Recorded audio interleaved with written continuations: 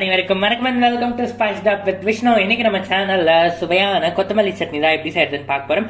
So 2-3 டைப்ல நம்ம சேனல்ல நான் கொத்தமல்லி சட்னி போட்டிருக்கேன். உங்களுக்கு வேணும்னு டிஸ்கிரிப்ஷன் பாக்ஸ்ல லிங்க் இருக்கு, செக் பண்ணி பாருங்க.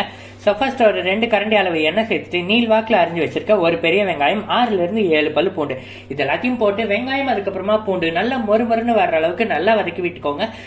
இந்த டைப் ஆஃப் கொத்தமல்லி சட்னியை பொறுத்த அளவுக்கு வெங்காயம், பூண்டு, நம்ம போடுற பச்சை மிளகான்னு எல்லாமே நல்லா மொறுமொறுன்னு வந்ததுக்கு அப்புறம் அதை அரைக்கும் போது பாத்தீங்கன்னா அதோட டேஸ்டே வந்துட்டு அடுத்த லெவலுக்கு போகும். இப்போ இதுல 3-4 பச்சை மிளகாய், அதுக்கப்புறமா ஒரு கைப்பிடி அளவு பார்த்தீங்கன்னா கொஞ்சமா பச்சைக்கடலை பருப்பு போட்டிருக்கேன். இது ஒரு 2 ஸ்பூன் அளவு இருக்கும். நான் ஏன் இதை வந்துட்டு இப்போ போடுறேன் அப்படின்னு பாத்தீங்கன்னா, நம்ம ஃபர்ஸ்டே வந்துட்டு இதெல்லாம் பச்சைக்கடலை பருப்பு சேர்த்துறோம் அப்படின்னா வெங்காயமும் பூண்டும் மொறுமொறுன்னு ஆகிறதுக்குள்ள பாத்தீங்கன்னா அது கரிஞ்சு போயிடும். அதனாலதான் வந்துட்டு நான் இந்த ஸ்டேஜ்ல சேர்த்துருக்கேன். இப்ப பாருங்க, நம்ம வெங்காயம் பூண்டு எல்லாம் நல்லா மொறுமொறுன்னு ஆயிடுச்சு. இந்த டைம்ல ஒரு 6-7 கருவேப்பிலை இலை, அதுக்கப்புறம் பாத்தீங்கன்னா நம்ம கரையின் நாயகன் ஒரு கைப்பிடி அளவு கொத்தமல்லி இலை வந்துட்டு நல்லா சுத்தம் பண்ணி எடுத்து வச்சிருக்க இலையை சேர்த்துக்கோங்க. இலை சேர்த்துட்டு நல்லா கலந்து விட்டதுக்கு அப்புறமா ஒரு 2 நிமிஷத்துக்கு அப்புறமா வந்துட்டு பாத்தீங்கன்னா ஒரு அரை கப் அளவு தேங்காய், அதுக்கப்புறமா தேங்காய் துருவல், தேவையான அளவு உப்பு வந்துட்டு சேர்த்துக்கோங்க. நீங்க தேங்காய் வந்து கட் பண்ணி கூட சேர்த்துக்கலாம்.